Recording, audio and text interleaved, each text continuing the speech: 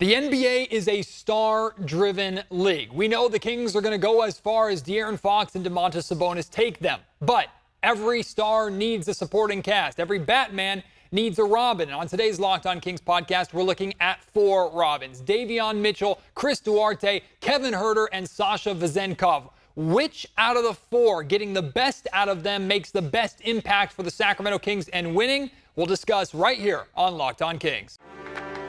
You are Locked On Kings, your daily Sacramento Kings podcast, part of the Locked On Podcast Network, your team every day. And now, ladies and gentlemen, it is that time for another episode of Locked On Kings. Hello and welcome into Locked On Kings, your podcast hub for Sacramento Kings coverage all season long. Today's episode is brought to you by Gametime. Download the Gametime app, create an account, and use code LOCKEDONNBA for $20 off your first purchase. My name is Matt George. I have the privilege of being your host here. I'm a Sacramento sports anchor and reporter for ABC 10 News, and we made it, everybody. Opening week of the Sacramento Kings season is here. Now, we still have to wait a day and some change before the Kings actually play basketball, opening up their season in Utah, Salt Lake City, against the Jazz on Wednesday, a game that I will be at. I'm traveling to Salt Lake. I will leave tomorrow or maybe today, depending upon when you're listening to this podcast, but I'll be leaving on Tuesday to head to Salt Lake City to cover that game. Very excited about that. And then that's really the opening act, because this upcoming weekend, as you already know, it's going to be a crazy weekend for the Kings. Their home opener, a playoff rematch against the Golden State Warriors, followed by the Los Angeles Lakers on Sunday. Get ready, because Kings basketball is coming fast and coming hard right away to start this season. So very much looking forward to that. But as we're putting the final wraps on preseason and on training camp, and we're getting into regular season mode, I'm stealing a question that I heard today from D'Lo and KC on ESPN 1320. This is Damian Barling's question. I texted him already telling him, I'm stealing this question because I thought it was a absolutely brilliant topic of conversation. Like I said in the intro, we know how important the stars are, in particular the main 3 are to Sacramento, Fox and Sabonis, of course, and then you can throw Keegan Murray into that conversation because the belief is he's going to step up as the next go-to scorer for the Kings, or maybe even the second leading scorer at times for the Kings this season. That top 3 is pretty established. Everybody else is kind of a support in their own way. And this is not going to be a conversation of which of these 4 guys is necessarily the most important to Sacramento's success, because every guy that the Kings have brought in this roster the Kings have assembled, all of them provide at least one important and unique skill set to the success, or to the hopeful success, of the Sacramento Kings this year. The 4 guys that we're going to be talking about are Davion Mitchell, Kevin Huerter, who is a starter but still a supporting character, Chris Duarte, and Sasha Vezenkov. Now, of course, Malik Monk is essential as a supporting character or supporting player off the Kings bench. Arguably, if the Kings are going to have a 6th man of the year, he should be the front runner for that award. So I'm not disregarding him and the other guys that I haven't named, but Damian posed this question: when it comes to these 4 guys, if you were to get the absolute best out of one of the 4 of them, you could choose Davion, absolute best out of Davion this year, Sasha, absolute best out of the EuroLeague MVP. Which has the biggest, most positive impact on the Sacramento Kings winning? This is one of those questions that there's not a right answer, but it's a very interesting discussion, and I know that you're going to want to join in this conversation with me, and you can do that on Twitter at MattGeorgeSac. You can email me, mattgeorgesports@gmail.com, or leave your thoughts in the YouTube comment section down below. So there's a main 2 that people discuss, and that was discussed on ESPN 1320 when they were having this conversation, and it's pretty easy to limit it down to 2. So I'm going to have Chris Duarte and Sasha Vezenkov in kind of the honorable mentions here. It's in my opinion, not those 2 guys. And one of the primary reasons for that is because we don't really know what the best of Chris Duarte and what the best of Sasha Vezenkov is. Duarte's best is probably a solid defender and a sharpshooter on the offensive side of the ball. You're talking about just a really solid, established 2-way player. That's what we believe the best of Chris Duarte likely is. Now, some people think that could even be as a starting 2. Maybe some people think that he could take over kind of a Doug Christie-esque role for the Sacramento Kings that Doug had in the early 2000s when the Kings were making their big run. Maybe that's the absolute best. We haven't really seen that yet, so I'm not going to put that label on Duarte at this point in time. But what I just described Duarte as, a three-point shooter, a 3-and-D guy who's really solid on the defensive end of the floor, that is exactly what the Sacramento Kings are looking for from their depth off of the bench. That just is a really solid foundational piece to Sacramento's success. But out of these four guys, I think getting more out of the other three might be more important than Duarte at his best in that two-way role. Sasha Vezenkov, like if you could get EuroLeague MVP Sasha Vezenkov and put him right here in Sacramento, that's a dream, right? But EuroLeague MVP Sasha Vezenkov is offensive driven. Now, we can talk about lights out shooting, right? We can talk about he's on the floor and the spacing is amazing because he's always a constant threat to punish you from outside. He's also an extremely good cutter and someone that can kind of add a new wrinkle to Sacramento's offense because he can cut off the ball. He can take advantage of backdoor with all the attention on Fox or Sabonis or whoever's on the floor with him who's controlling. Like, the best of Sasha Vezenkov is completely offensive focused. And that's why in this discussion, it actually kind of hurts him a little bit. Because on the defensive end, what is the best of Sasha Vezenkov? It's essentially a push, to use a betting term, which is like not bad, not good, not a win, not a loss, just even. Right? Like, in my opinion, or what I'm imagining the best of Sasha Vezenkov to be is absolute flamethrower, impactful player on the offensive end. And on the defensive end, you just kind of put up with what he is, and it's not terrible, but it's not a difference maker. And for a team that's going into a season with more of a defensive focus, for a team that's already coming off of a year where they were the number one offense and that led to them being eliminated in the first round of the playoffs, that's not as impactful, in my opinion, as these other two guys could be. I'm going to stop dancing around the question or beating around the bush with my answer. I'll give you my answer right now. The answer to me is Davion Mitchell. To me, Davion Mitchell, getting the best out of Davion is more important and would be more impactful for the Sacramento Kings winning games. And that's not just regular season wins, right? That's not just the Kings winning or getting that 50-win mark that I want to see them reach. That's getting into the playoffs and the Kings actually making it out of the first round and then making a Western Conference Finals run and maybe even an NBA Finals run, right? Davion Mitchell being at his absolute best, to me, makes that makes that more possible than not.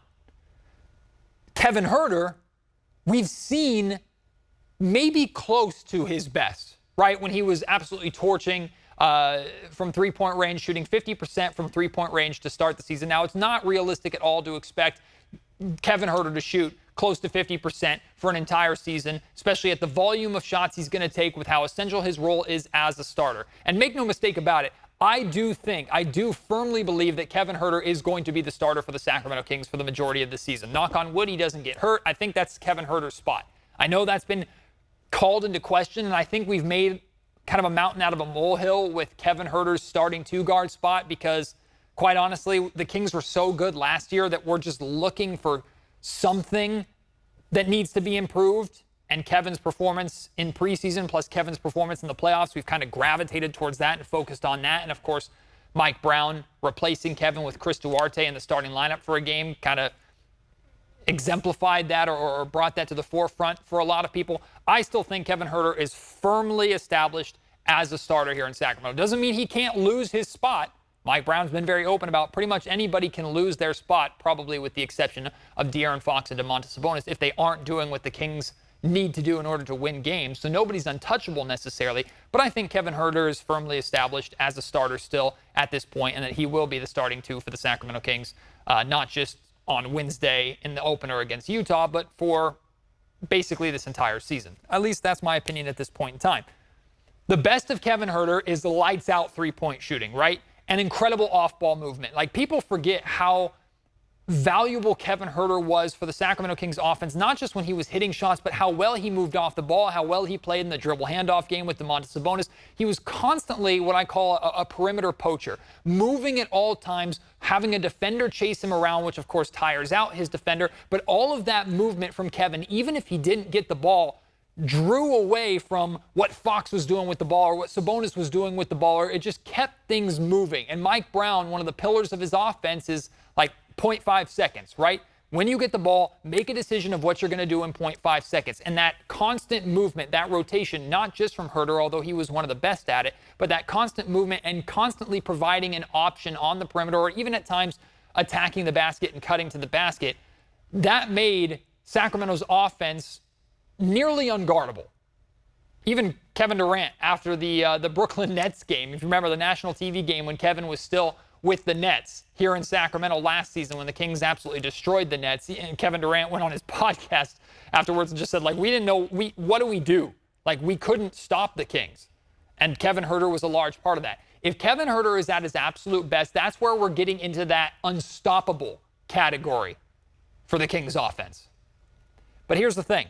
When comparing in this conversation Kevin Huerter and his offense to Davion Mitchell and his defense at its absolute best, one is definitely more replaceable than the other. What I mean by that is Kevin's three-point shooting, when he's on, is probably the best on the team. Maybe Keegan Murray is up there with him, but probably the best on the team. No doubts about it. But there are so many other shooters on this roster that if Kevin Huerter is not shooting lights out from three-point range, it doesn't cripple the Sacramento Kings. It hurts them for sure. It doesn't cripple them as much as if the Kings didn't have Davion Mitchell's presence. And what held Davion back from being that impactful defender that made a true difference game in and game out was his offense, right? And we've seen such an improvement from Davion and his shooting in particular this offseason that, to me, the best of Davion Mitchell is that elite on-ball defense with now the ability to space the floor and hit a three-pointer at a league average rate, right? I'm thinking like that 36, 37% rate.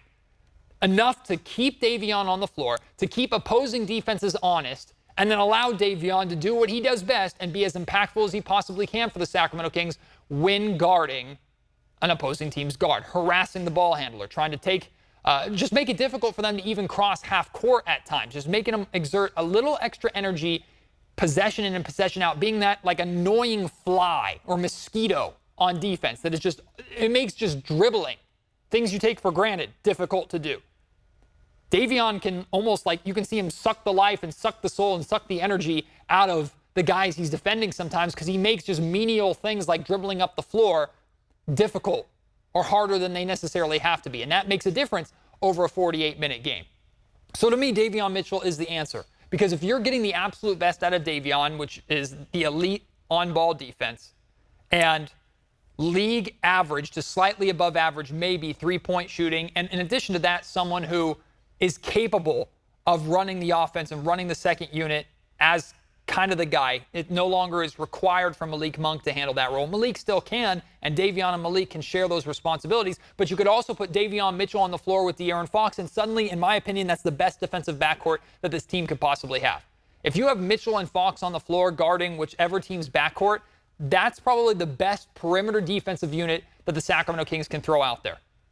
And you can do that at the end of the game if you're getting that elite level defense from Davion that you expect, and the offensive presence, the best offensive presence of Davion. We saw aspects of that with how he played in Game 2 of the playoffs, right? That big corner three that he hit had a solid game overall for Sacramento to help them win Game 2 against the Golden State Warriors in the Golden One Center a few months ago. If you can get that, maybe even a little bit better on the offensive end, and that elite level defense at Davion's best this season, that puts the Sacramento Kings in the best position to win, in my opinion. But here's a question, because Damian brought this up on 1320 today. If Fox and Davion Mitchell are on the floor together in the fourth quarter, let's say they're playing the Golden State Warriors again, who's guarding Steph Curry? Who is guarding, in that situation, who is guarding the best player, best guard on the opposing team? Damian said it would be Davion, and that makes sense. But I might disagree with that. I think if you can get the best out of Davion Mitchell, meaning he's playing close to like mid-20s to sometime 30 minutes a night, for the first three quarters, Davion's responsibility is probably primarily guarding that lead guard or star guard on the other team, whether it's Kyrie or whoever it may be, Steph Curry, doesn't matter. Like, Davion, that's his responsibility for the majority of the time that he's on the floor. But once we get to the fourth quarter, just like it's De'Aaron Fox time, clutch Fox time on the offensive end of the floor, maybe that's where you're throwing a hopefully fresh and extra effort De'Aaron Fox defense at the best player. Either way, if you can pick and choose between the two of them and their defense and who you want to throw at the opposing team's best guard, and you can do that consistently in the fourth quarter in close games this season, I think Mike Brown's got something great to work with. So out of those four, again, Duarte, Vezenkov, Kevin Huerter, and Davion Mitchell, you can get the best out of one of them. The absolute best, you're guaranteed to have it. You just have to choose who. Who do you think makes the biggest impact for Sacramento Kings winning games and ultimately making a deep playoff run? Let me know. Would love to hear your answer to that. Today's episode of the Locked On Kings podcast is brought to you by Gametime. This is the #1 app for you to buy your Sacramento Kings tickets or any tickets to any event this year and in the years to come, right? Whether it's a Kings basketball game, an NFL football game, a MLB baseball game, maybe it's a theater show or a play, a comedy show, a concert, whatever it may be, get your tickets with Gametime. They have deals on tickets right up to the start of the event. Actually, honestly, the closer you buy tickets to the event, the better flash deals and last-minute deals you're going to find. Sponsored deals on tickets for football, basketball, baseball, concerts, comedy shows, theater. They have zone deals, which means you pick the section and Gametime picks the seats for an average of 18% savings. They have all these deals that are going on all the time for all sorts of events around the country for you to go and find. And if you're looking at buying last-minute Kings tickets, maybe it's like a Wednesday night game and you didn't think you were going to go, but suddenly you have the free time and, hey, I want to go see the Kings tonight. Check out Gametime because you're going to get the best deals you could possibly find. They even have a Gametime guarantee, which means you'll always find the best price. And if you find tickets in the same section and row that are cheaper, they'll credit you 110% of the difference. Download the Gametime app right now, create an account, and use the code LOCKEDONNBA for $20 off your first purchase. Terms apply. Again, create your account. Use promo code LOCKEDONNBA for $20 off. Download Gametime today. Last-minute tickets, lowest price, guaranteed. So today at the Golden One Center, the Sacramento Kings held a press conference for Lindsey Harding, who is the new head coach of the Stockton Kings. Of course, the Stockton Kings making history with Lindsey taking over as the head coach, and of course, Angeli Ronadive taking over as the general manager. So some cool things happening in Stockton. And this is not a publicity stunt, especially on the Lindsey Harding side of things. Not a publicity stunt at all. She has earned this position, earned this opportunity. She's an incredibly exciting coach, and she's also an awesome person. So I thought, hey, why not play some of her introductory press conference for you here on Locked On Kings? I am so happy to be here. Thank you all for coming. I know this was announced back in the summer, but we're here now, and I'm excited to be here. I feel so honored to have this opportunity. I came here 4 years ago as a player development coach, not knowing where I was going to go in the future. And each year I grew and got better and better. I had my eyes on this possible opportunity. And now last season, being part of Coach Brown's staff, I feel that I have the support I need to be successful in this new role. But again, I'm really thankful and extremely excited and here to answer any questions that any of you guys have. Lindsey, so much has been made about how few females have been professional basketball coaches in the States, but I believe you're the first black female to be a head coach in the G League. What does that mean to you to be breaking that barrier? It's, you just want to coach, and you just, as a player, you just want to play and you just want to coach, but you have to I think I just sat back and after I was given, this opportunity, I sat back and I was like, wow, this really is something. And it's not just that. This organization entrusted me with this responsibility, the belief they had in me. It's really good to be part of something that they see, and they see the growth, and they're giving you that opportunity. But I know now, because I have young girls now in college and high school saying, I want to coach in the NBA. And when I was that age, I didn't even know that this was an opportunity. So it's great that I feel that I'm just able to follow my dreams to get this opportunity and open up doors, hopefully, for the future. Yes, this is an opportunity. I'm piggyback off of what Chris said, because in the last 50, 55 years, there have been, black coaches that had elevated, whether in college or the NBA. And I'm talking about Marion E. Washington, who was the first Division I black female college 51 years ago, and Title IX made that happen. I just want to get your thoughts, not only on her accomplishment, but the opportunities that Title IX has offered, women, black women, and women overall. You just want to get equal opportunity. You just want to be seen. You want to be seen as equal and like really given the opportunity to grow. Like you just can't jump in this position to be a coach. Someone has to give you an opportunity way back to learn and to grow. And I think there are people out there that just see you and see your talent. They don't care that you are a woman, and they want to give you these opportunities. Title IX has been amazing by, I think, opening people's eyes of saying, hey, we're here, they can do it too. So sitting here and part of this, obviously part of Title IX, playing in women's college basketball and being able to have that opportunity, I've been the beneficiary of it. And it's been great. Hi, Lindsay. Hi. How much will your basketball philosophy align with Mike Brown and the big team and everything? We would like to think we are an extension of the Sacramento Kings. I would like a seamless transition for players that are going to be going back and forth with that. He talks a lot about playing together as a team, playing physical, playing fast, and that's exactly what we're going to do as well. I might have my own little style and flair to it, but it's going to be pretty similar with that. He's been very, very clear. Hey, Lindsay, two quick for you real quick. The first one, just coaching and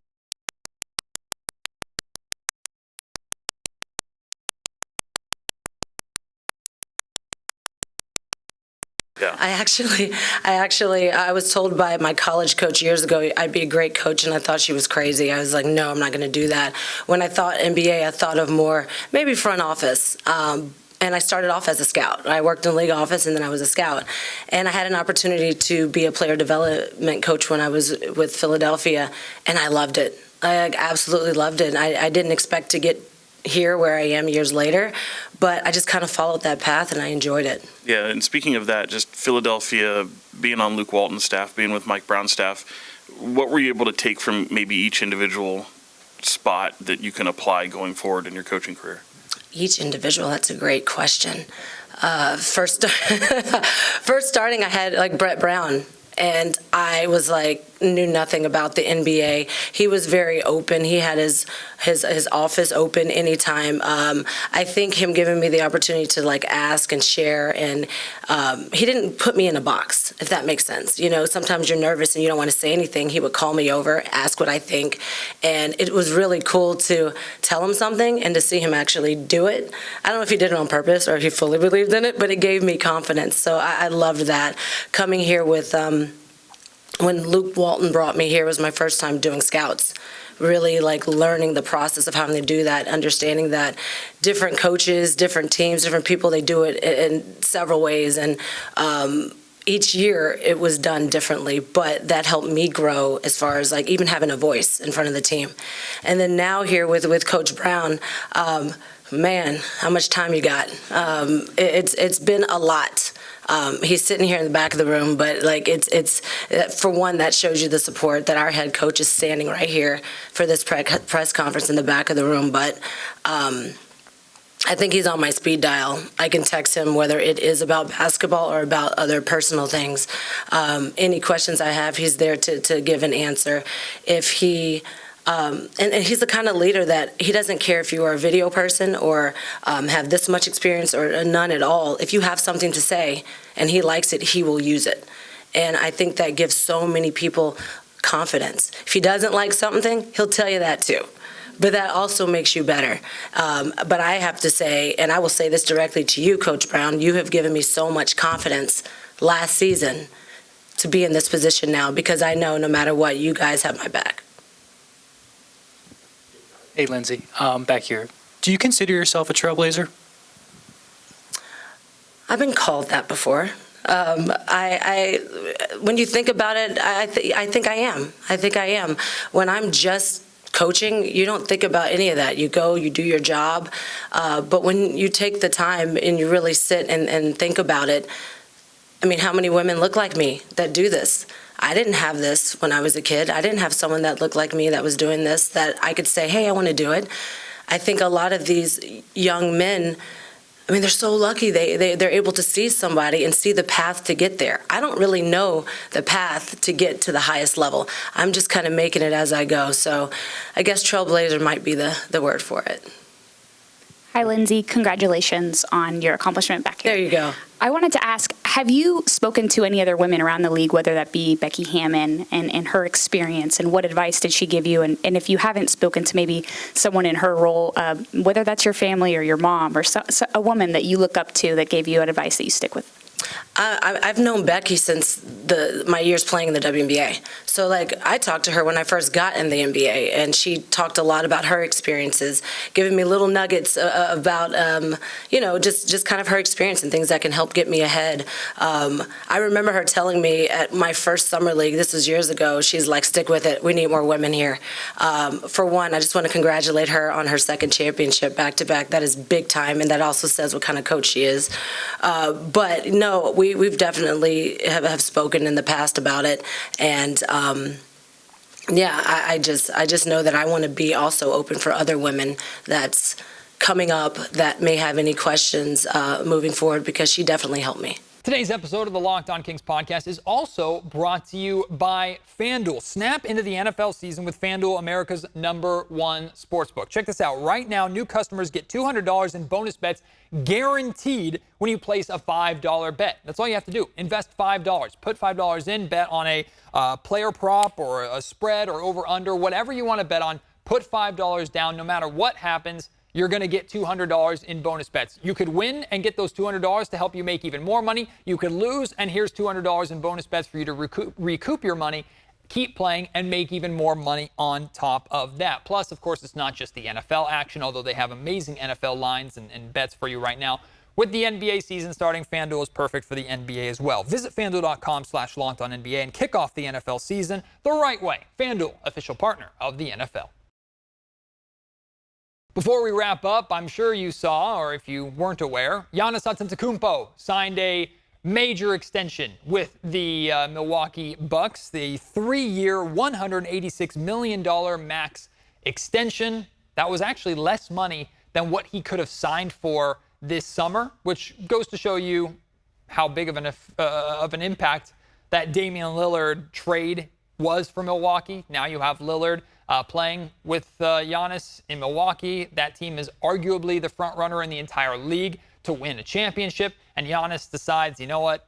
I'm going to stay here. I'm going to take a little bit less money, at least at this point in time. Although, look, this extension kicks in after the money that he's already owed and still to be paid out for the remainder of his contract. So no one's going to bat an eye at him only getting $186 million compared to the $200+ million that he could have gotten if he signed this summer. But regardless, why does this impact the Sacramento Kings? Well, it's a win on two fronts. Number one, he's in the East. He's staying in the East, unless they trade him, which why would they do that? But he's staying in the Eastern Conference, right? That's always a win for the Sacramento Kings, unless, of course, the Kings make it to the NBA Finals and it's Dame Lillard and Giannis Antetokounmpo and the Milwaukee Bucks that they're facing in the NBA Finals. But you know what? If they get to that point, I'll take that, because you got to play the best and beat the best if you want to be the best. So that's a pill that I can swallow, right? You don't have to worry about Giannis joining the Los Angeles Lakers and facing him 4 times a year, right? You don't have to worry about Giannis coming to the West and making this already difficult conference more than it needs to be, right? So Giannis staying in the East is always a good thing. Number two, Milwaukee's a small market. Like, Milwaukee is a small market team, and for small market Milwaukee to maintain control of a homegrown talent, Milwaukee drafted Giannis, developed Giannis. He turned into this absolute superstar, global icon, and he's staying with the small market team that drafted him instead of bouncing for LA or bouncing for Miami. Like, that's a huge win for small markets everywhere, right? Because the last thing we want is more big market teams plucking away that talent after the small market who drafted that talent in the first place and needed that talent to turn themselves around does all the hard work to kind of establish them. Nobody wants small market teams, other than big markets, of course. And I know big market fans, like Lakers fans, expect this to happen. It's dumb because it happens too much. But nobody wants the small markets to serve as talent development for large market teams. Nobody wants that. It's bad for the league. Giannis staying with the Milwaukee Bucks is great for the league, just like the Portland Trail Blazers trading Dame Lillard to Milwaukee and not giving in to the demands of major market Miami, like that's a win for small markets too. Because here's small market Portland that refused to be pushed around and ultimately ended up getting maybe not the best deal. I don't know what the best deal could have been for Dame Lillard, but they still got a great deal. They got more than probably they would have gotten from the Miami Heat. So these are wins for small markets, which deserve to be celebrated from the Kings standpoint, even if Giannis has nothing to do with the Sacramento Kings and was never going to come and play for the Sacramento Kings. So the Kings were never involved in that sweepstakes. It also just goes to show you, like I mentioned, with Dame coming and now this extension being signed, like things can change quickly. Not just a team can turn things around quickly, like we saw with the Sacramento Kings last year, but God forbid, play out this hypothetical scenario where the Sacramento Kings become a really, really good team for years to come, right? Let's say over the next 4 or 5 years, the Kings are a perennial playoff team every single year, and they're in the conversation for winning a championship, but they haven't quite won it yet. And here's De'Aaron Fox. Not that this is the kind of person that he is, but roll with me with this example. Here's De'Aaron Fox, and he's disgruntled, he's frustrated because they've been there so many times, we've been so close, but they just haven't gotten over the hump. And it's like, maybe I can't win here. Maybe I should consider going to this market or joining this star over here. And then the Sacramento Kings go and make a big swing, go out and get an established, exciting player to pair with De'Aaron. I mean, kind of similar to the Domantas Sabonis thing, right? And suddenly De'Aaron's like, you know what? I'm sticking it out here. Let's sign an extension. Let's get it done. Because so many people were convinced that Giannis, at the end of this contract, was gone. People were saying, Milwaukee, you have to trade Giannis now when his value is at its absolute highest because you can't risk losing him for nothing. Well, Milwaukee did their job. They went out and they got the star that Giannis wanted to play with, and Giannis rewarded them by signing an extension. That's how quickly things can change in the NBA. I'm excited to see Giannis and the Bucks open up the regular season tomorrow. NBA basketball is back. Can't wait. I will be traveling to Salt Lake City tomorrow. I also have planned to have Katie Christensen joining me on tomorrow's episode of the Locked On Kings podcast. That'll be our preseason wrap-up and regular season preview podcast.